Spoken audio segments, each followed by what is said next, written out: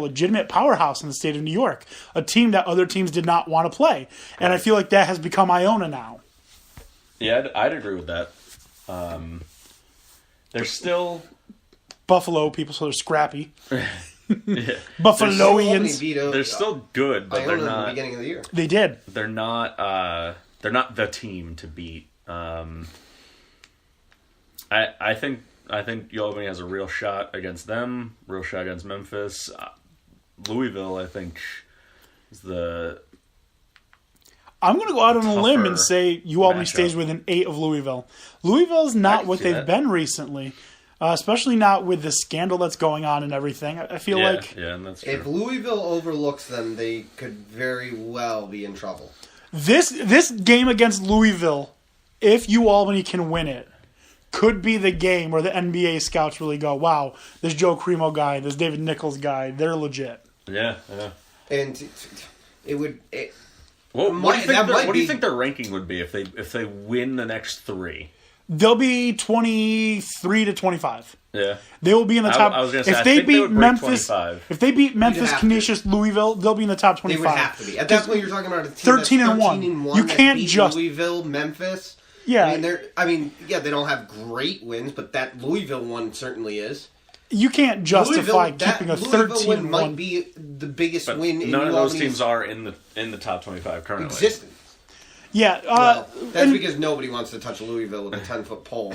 No one's about to be voting for them anywhere. Yeah. Well, I mean, the most recent big wins that I can think of for Albany, are we talking about just the men?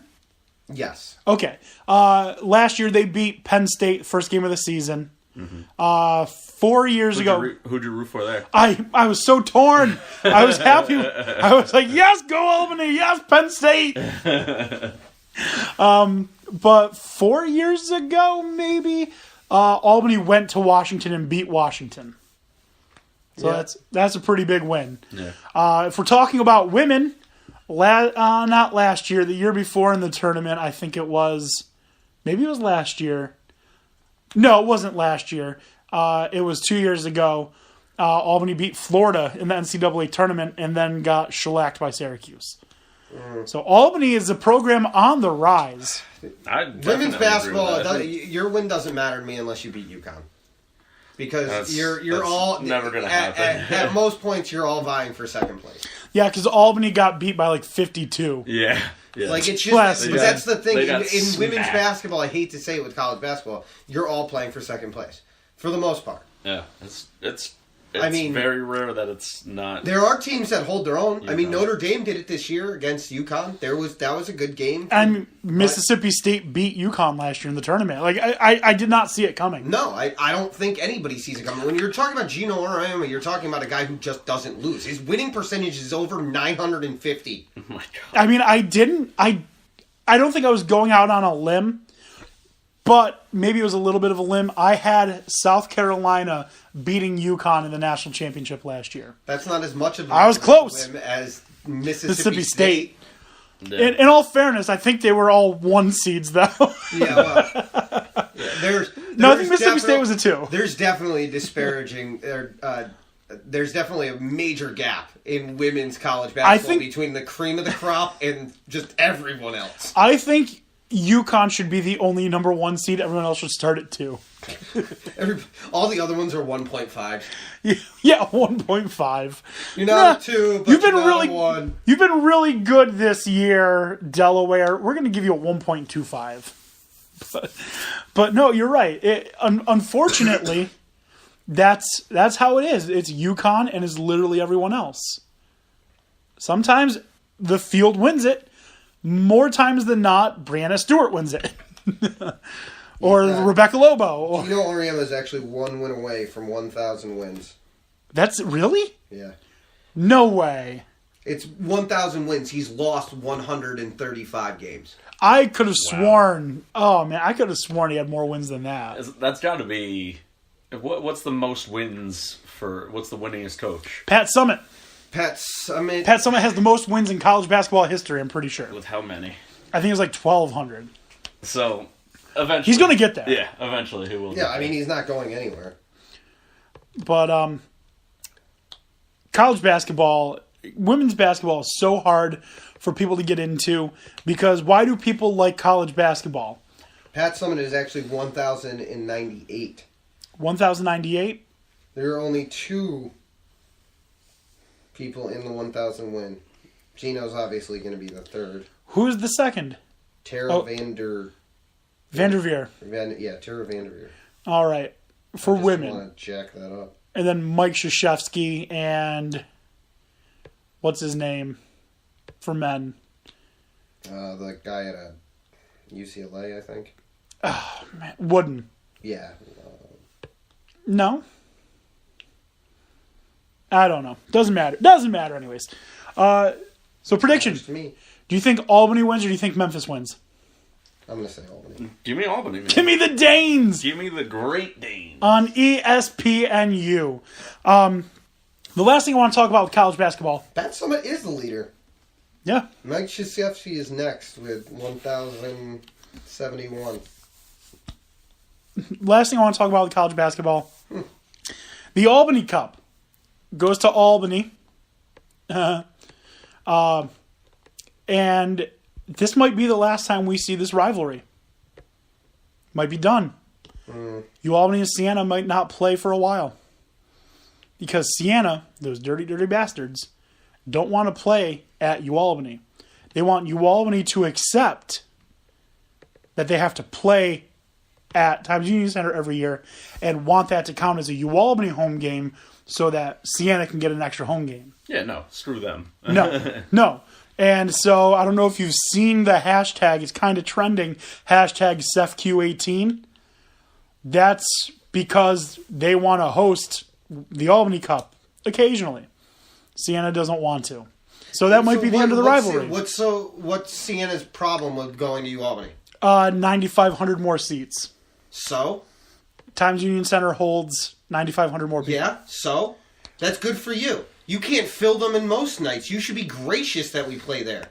Yeah. Well, that's the thing, because... That's fine. Then your fans need to cry about it. Get your tickets early. I don't care what your problem is. I think if they really want to continue this rivalry, and that's an issue, organize a fan bus, 2 fan buses every year. Not Syracuse. Siena fan bus and an Albany fan bus. Play it at the Carrier Dome every year. No. Why not? Make it part of a tournament. Because part of it is the generation for the business down in the city of Albany. Why would we bust them out to Syracuse and give Syracuse business for 2 teams that the locals aren't going to want to go see? Well, like I said, nobody in Syracuse is going to give a crap. Yeah. Make it part of a bigger tournament, a mid-major tournament. Take 8 mid-major teams and have them play. If you want to do that, then keep it at the Times Union Center and get more people to come here. And don't put it on the Siena actual court. Put it on a separate court. The other option, which I think would be better, is just played at the Capitol Rec Center. It's across the street from the Times Union Center, so it's kind of like a home game for Siena, but it's not Siena's home court. Yeah, but they're gonna sit there and tell you that it's not gonna seat enough.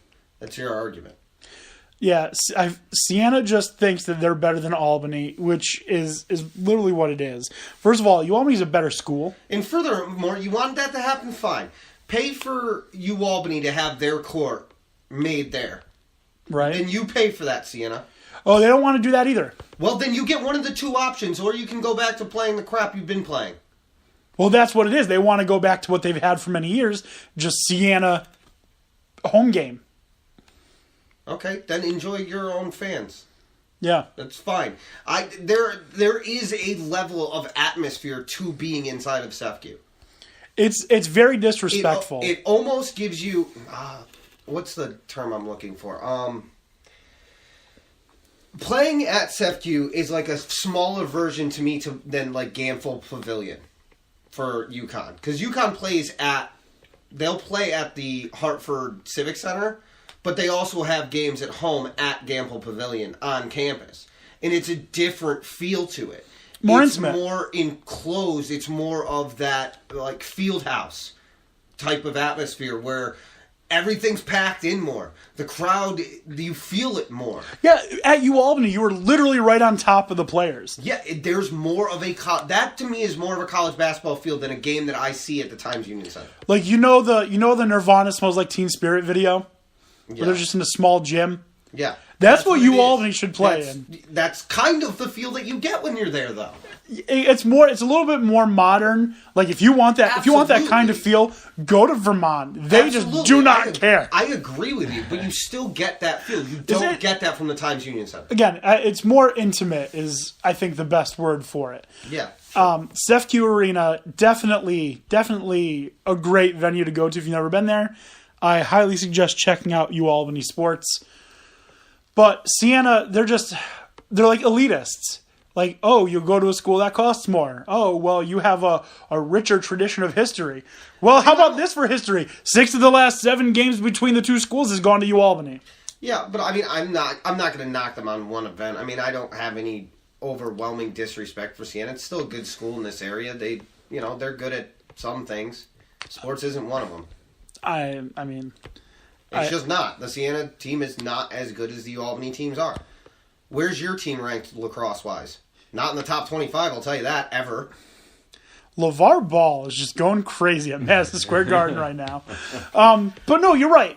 Siena lacrosse, they're an up-and-coming program. They really are. Well, yeah, but that should be happening in this area. And you want to know what's probably helping that? UAlbany's success. Because UAlbany's in the top 10 for, the last 3 years consistently? I don't know if I heard correctly, but I think it was Inside Lacrosse magazine said that there's a real possibility UAlbany starts the season as number 1. Yes, because of most of the people that are coming back.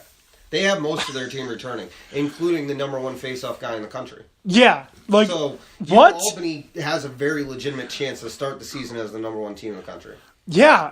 When I saw that, I was like, my God. I mean, they have to be in the top 3. There's no way that they're not. I would expect top 7. I'm okay with anything inside the top 7. I'm saying right now they're top 3. I guarantee top 3. I could see the argument for them being 1. I don't know if they'll get it because I think Maryland's going to get the benefit of the doubt being the defending national champ. Maryland will, Ohio State will, Denver will, Syracuse, of course. They're all going to be there. But I mean, that's usually what we see in the beginning. I mean, look at that rivalry. That's a good rivalry. And they still come here to Albany. Albany, Maryland? No, Albany against Syracuse. They play each other almost every year to begin the season. I think though, UAlbany's more okay going to Syracuse every year. Yeah, but because it's still kind of snowy when the game is played. It's like, yeah, we're gonna play inside. Understandable, but I don't think Syracuse would be uppity about playing in Albany. I don't think they'd have a problem with it. No, I don't think so. Maryland clearly didn't. Ohio State didn't. Johns Hopkins doesn't. I'd like to see Duke come to UAlbany. I think Johns Hopkins kind of, were little girls about playing in the cold. No, they. I'm was pretty it sure. them or was it who did they? Maryland. It was Maryland who had a problem with the cold. All right, well then, them and their turtle. Yeah, no, I'm pretty sure. I'm pretty sure it's a terrapin. I don't care. I'm pretty sure Johns Hopkins initiated a 2-and-2 contract where they do one in North Carolina, 1 in Albany, take 2 years off, 1 in Albany, 1 in North Carolina. I think, but I also think we're seeing that in lacrosse in particular because a lot of the other big name programs that have been lacrosse for so many years are recognizing the talent that UAlbany is consistently cycling in and out of that program. Not just UAlbany, the America East in general. Vermont is solid, Binghamton is solid, New Hampshire is solid, Stony Brook is great. American East is rising in college lacrosse. It can't be overlooked. I mean, UAlbany was one of the best teams in the country, not last year, but the year before, and they still lost the American East tournament. Yeah, to Hartford. First game. Yeah, but I mean, that tells you right there the talent that's across the board in the American East. Across lacrosse. Yeah, the America East is definitely on the rise in a lot of sports. Field hockey. The America East had 4 top 25 teams this year. I believe you. I have no way of knowing that. Go Danes, UAlbany. UAlbany's ranked the entire season. I can't say that I've ever... the last time I watched field hockey was in high school because I knew some girl on the team. Watch it. It's good. I actually almost played field hockey because I wanted to push the rule on is it Title IX that you have to have equal sports? We didn't have... I wanted to do that with volleyball. They said that you could. But they told us you'd have to wear the uniform. Yeah. I was like, I'm not wearing a skirt. A couple of years before I got to the high school, there was a senior in my school who wanted to play ice hockey. We didn't have ice hockey, so he did field hockey.